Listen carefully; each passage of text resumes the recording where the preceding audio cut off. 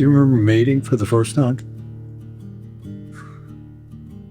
I don't know if I did. I don't either, but I know where it was. It was, of course, over there on Pine Street At Walt's Time. at the Walt's Time building.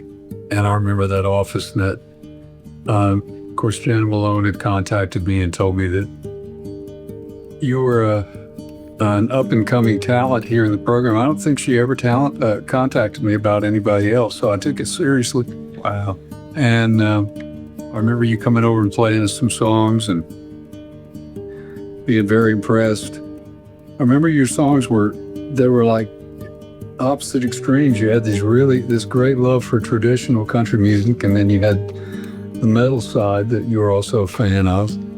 And It's a bit of whiplash listening. well, that's not uncommon for creative people, though, to have to find their center where their influences meet. I know for me, when I was in college, I was playing bluegrass, and but I had grown up listening to rock and roll music, so I had to find where Bill Monroe and Robert Plant met, I remember you counseling me about that. It said you got to figure out where Rage Against the Machine and Black Sabbath and George Jones and Tony Rice intersect, and that's probably who you are. And I didn't consciously do that, but it's 1,000% true. It's like with the success of the Civil Wars, a lot of people came and said, I'm usually a metalhead, but for some reason I really like your music. I'm like, I'm sure that stuff's showing up in there, right? There's a lot of those riffs, but what I remember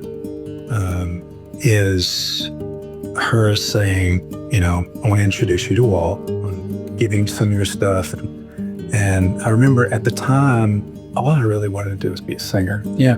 I didn't want to write songs. I didn't grow up wanting to write songs. Right. I didn't have that calling. I had the calling to entertain and to connect with people. But I thought, well, this is my way in. I'll give it. So I wrote 3 or 4 songs because I didn't want to cover some material that you compare me vicariously to. And I remember being thrilled and deflated that we talked a lot about my songs and not a word about his opinion. And it was, anyone else would have come out of there just on cloud nine. I thought, okay. Well, it also stirred something up in me that someone of your stature, your body of work that I dearly loved, saw a promise in what I was doing. And so it lit a fire. Yeah. And I learned to love it, but I beat my head against the wall at Walt's Time for days on you. I think, a big number or majority probably of songwriters making full-time living as songwriters began with the view of being an artist. And then for one reason or another, it just didn't time out or didn't work out. In your case, it did. Yeah. But it was a process. And I strongly believe in that process of finding talent and encouraging them to explore and not just say, here's what you got to do, and here's the way that it's got to be done, and here's the only avenue in. And you did a fantastic job of that. Well, thank you. But I mean, I think most people in the music business that last for very long figure that out. Your way is not necessarily the way that's going to work for somebody else, but it's hard. It's almost like a parent. It's hard not to. Why don't you be good at this? Why don't you keep doing it? Yeah. And I really respect that you were able to let me figure it out. We had a lot of fun over there, I mean, we really did. We had our own little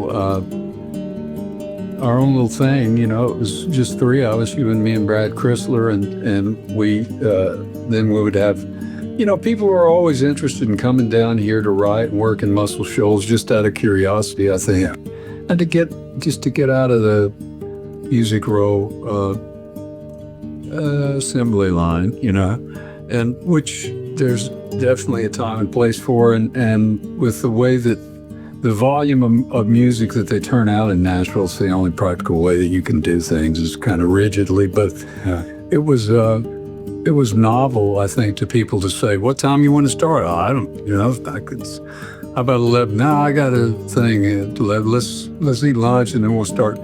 In Nashville, it's pretty rigid. We start at 10:30 automatically every day, and we have to quit by 4 so that we can be rush hour track. Yeah. So, I think not only is that novel, it kind of encourages you to do something a little different from what you would have done ordinarily. Well, I had the timing couldn't have been perfect for me to have stepped into that role when I did because of Walt's time and it being a joint venture, and EMI in Nashville was our parent, and EMI is a huge company. Yeah. Very diversified. They had Melvin Montgomery over here, and then they had me over here, and they needed that.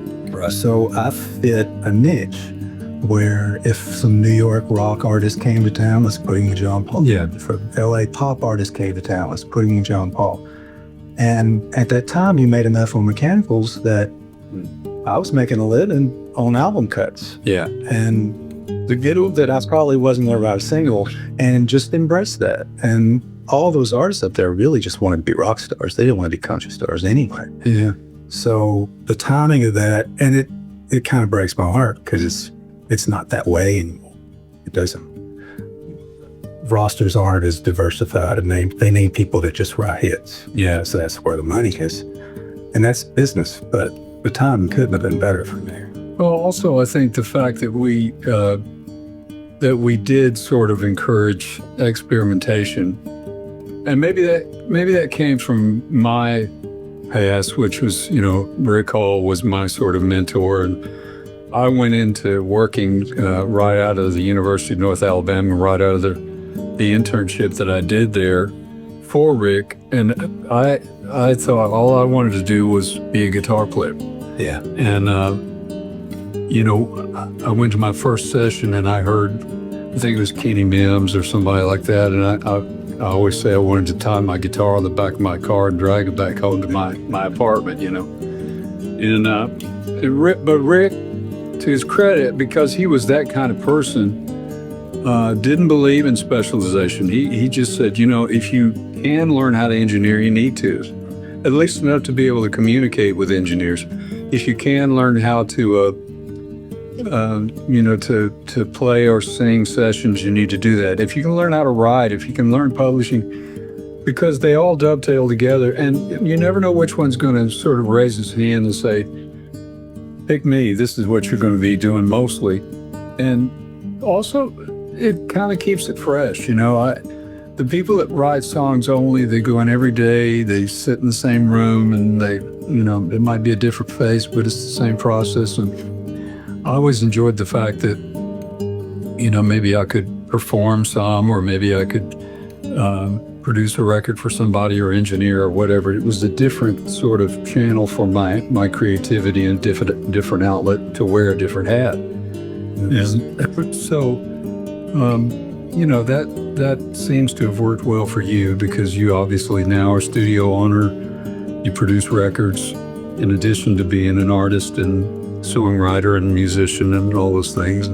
Well, I owe that to you, setting that bar like Rick did for you, but by example, watching you produce records and then put on a different hat and write a song, and put on a different hat and write a song with an artist or with a producer, or go out and do a songwriting round with me. Saw all the different, it's all still Walt Aldridge, but the different ways that you approach things. And then hear you talk to session musicians, and there be, theory and stuff. Right. I think it should be a fourth here instead of a fifth, and sitting there thinking, I do not know what you're talking about. Yeah. But starting to immerse myself in it. So I think, it was a great upbringing for me to see that you don't need to pigeonhole yourself into just one thing.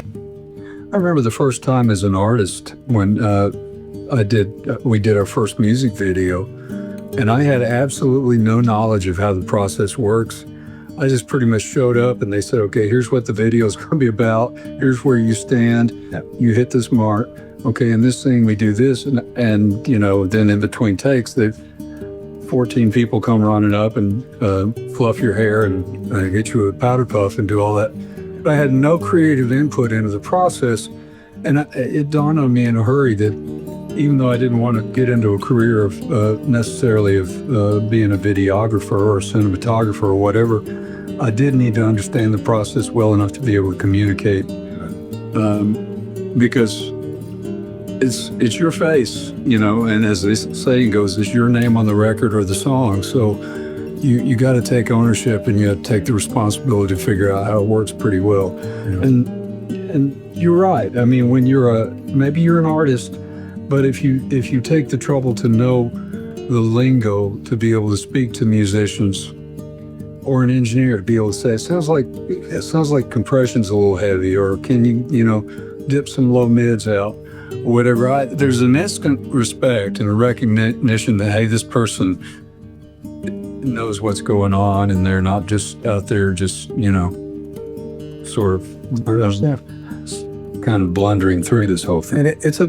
pretty, I don't know about now, but it's a pretty forgiving environment. Anytime I went into a session, usually you were there and you could translate for me, but not always. And I'd have moments of, what chord are you playing?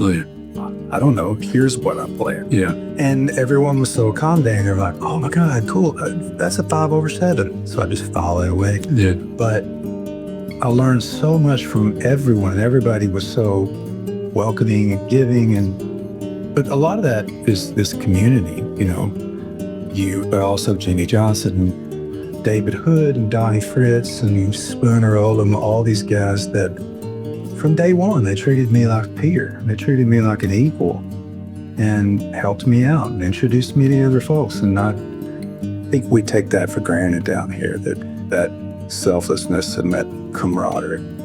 Yeah, and I that's the thing about the program at the university too, that always was appealing to me.